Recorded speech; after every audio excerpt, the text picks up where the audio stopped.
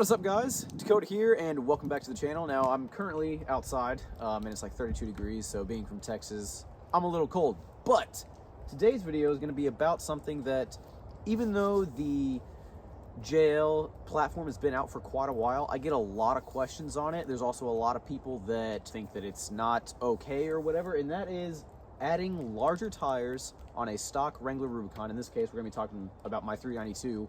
Can you do that, and should you do that on stock suspension without doing anything? We're gonna go ahead and I'm gonna show you guys kind of what I've done, and then just kind of look at the suspension, show you guys that it's stock, show you guys that I've done nothing to it. Then we'll get out on the road and talk about if you notice any difference negatively when you're driving around with larger tires on completely stock suspension. All right, so here is my 392. As you guys can see here, stock factory suspension. My particular 392 is not the Extreme Recon package, so this 392 came standard with 33s, and I have since added 35s, but I have done nothing else. As you guys can see here, everything is stock. Only thing that I've changed is tire size and wheels. And as you guys can see here, with a full turn, I mean, there's so much room.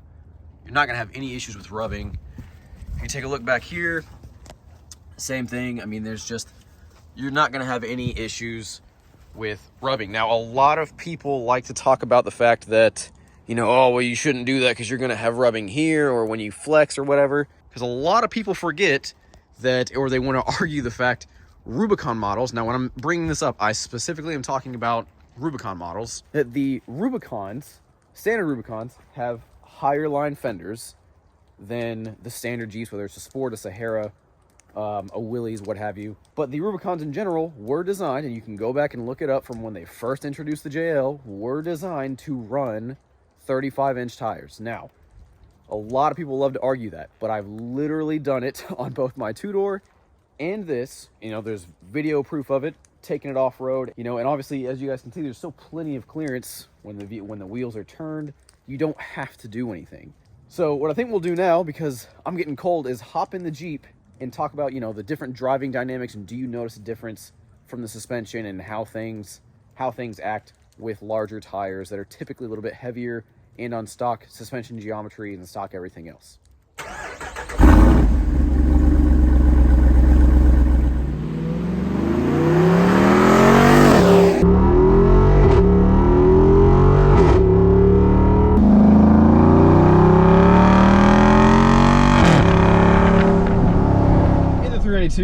How has adding larger tires affected how the thing drives?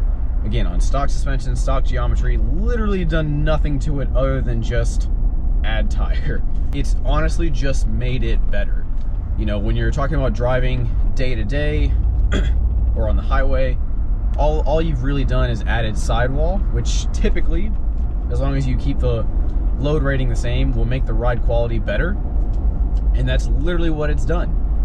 You don't notice any real difference in steering weight. And actually, with these particular wheels that I have on the Jeep, they actually weigh about 4 pounds lighter than the stock wheels that came standard on the Jeep. So haven't really noticed any negative things as far as that goes. You know, the steering feels identical. Ride quality is, if anything, it's a little bit better than it was before. You know, does the transmission feel like it's struggling? Does the car feel like it's struggling? The answer is no. Obviously, the Extreme Recon package comes standard with 35s, and they did, you know, they gave it a different gear set. They gave it a 456 instead of the 373 that is in this, which I don't know why they did that. That just seems like it seems like very long gearing. It doesn't seem like it is very long gearing for something like this. You know, where it's not a top speed thing.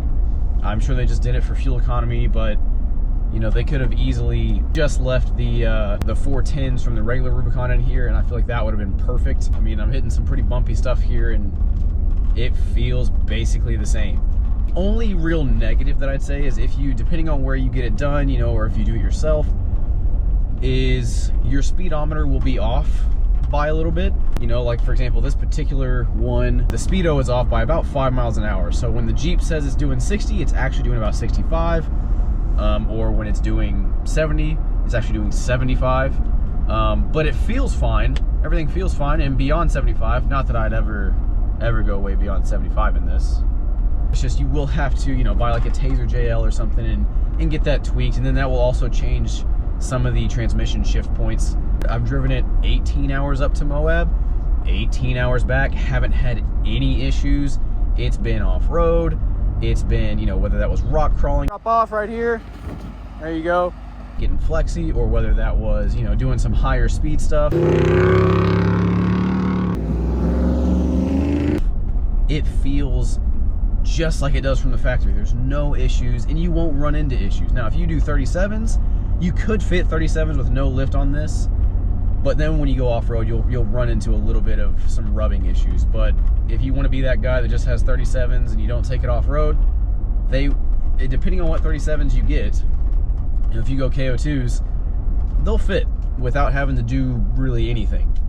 I wouldn't recommend that, but 35s, I mean, you're fine. You don't need to do anything. My two-door, for the longest time, I didn't do anything to it. I just left it with wheels and 35s, and it was totally fine. Never had any issues. So I'm not sure why there's a lot of people that doubt that you can do that. On Rubicon models, again, if you go to a sport and you add 35s, you're gonna run into some rubbing issues on the fenders, especially when you're talking about off-roading. But as far as just any Rubicon model or the 392, you're not gonna run into issues unless you put on some super heavy 35s and some super heavy wheels, you know, to where you're adding 20 or 30 pounds to each corner. Then you might notice that some things might feel a lot different. There's a reason I don't run mud tires. They provide a lot of road noise. They usually weigh a lot more. For example, 37-inch KO2s versus some Toyo MT 37s, there's like a 40-pound weight difference on just the tire. I've done probably about 10,000 miles on 35s with this thing, and I haven't had any issues. Gas mileage is basically the same. So if you're worried about it and you're like, well, you know, should I lift it? If you have a Rubicon model, don't even worry about it. Just throw it on there and you'll be fine. When doing some off-roading, if you guys want to see it, I'll leave a link up top so you can check it out. Never had any issues with it. Anyways, guys, I hope you enjoyed the video. I hope you learned something, or maybe you just got reassured to where you feel comfortable to do it on your Jeep. Because I'm going to go put some gas in it, because no surprise, this thing's a little thirsty. Make sure to give it a like and subscribe for more videos. Feel free to also check out some of the older stuff that on the 392, the Bronco, Raptor, whatnot. And yeah, I'll see you guys in the next one. Take care.